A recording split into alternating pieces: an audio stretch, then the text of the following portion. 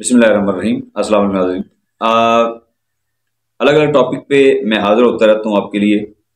अभी मैं जिस हवाले से अर्ज़ करने लगा हूँ वो एक बहुत ही जनरल इशू है कि आपने अक्सर नोट किया होगा कि जब भी हम किसी छोटी बच्ची को पर्दे का बोलें, ये बोलें कि कज़नों के पास नहीं जाना, गैरों के पास नहीं जाना, दुकान पे नहीं जाना, या अच्छे कपड़े पहनो, या फिल्में ड्रामे नहीं सबके साथ इकट्ठे बैठ के देखो, कुछ भी ऐसा जो अच्छा है और हम बताते हैं, पास से कोई ये कह के मना कर देता है कि रहने दो, भी बच्ची है, बड़ी होगी तो समझ जाएगी, तो याद रखिए एक नस्ल बर्बाद कर रहे हैं। ऐसे लोग एक नस्ल बर्बाद कर रहे हैं। और कैसे कर रहे हैं कि आप देखें, छोटी सी मिसाल देता हूँ। ये किसी पौधे को आप देखें जो बड़ा कमज़ोर हो, तो वो सीधा खड़ा नहीं उससे हुआ जाता, तो लोग उसके साथ एक स्टिक बांध देते हैं रस्सी के साथ। जब तक वो मजबूत नहीं हो जाता तब तक वो साथ रहती, जब मजबूत होता है तो वो खुद बहुत स्टिक उतर जाती है।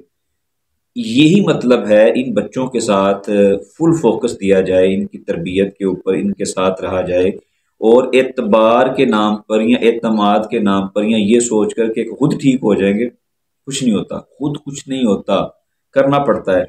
तो वो पेरेंट्स, वो टीचर, वो बड़े, कोई भी हैं, वो ज्यादती कर रहे हैं अपनी बेटी के साथ, उस मासूम के साथ। अगर उसकी तरबियत नहीं कर रहे, डांटना पड़े डांटे, प्यार से समझाना पड़े प्यार से समझाए, किसी चीज का खाने पीने का लालच देना पड़े दें, लेकिन खुदारा उसकी ज़िंदगी बर्बाद नहीं करें। उसकी ज़िंदगी सिर्फ उसकी ज़िंदगी नहीं, आगे उसकी नस्लें हैं।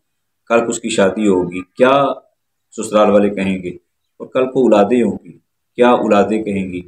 लिहाजा फोकस करें इस चीज़ के ऊपर कि आपने तवज्जो देनी है, आपने उनका ख्याल रखना है, और उनकी एक एक चीज़ के ऊपर, एक एक चीज़ के ऊपर नज़र रखनी है, कहाँ जाते हैं, क्या करते हैं। इंशाअल्लाह ताला जब बालग हो जाएंगे तब आपको परेशानी नहीं होगी। नेक्स्ट दोबारा आ जाऊँगा। बहुत शुक्रिया। अस्सलाम वालेकुम।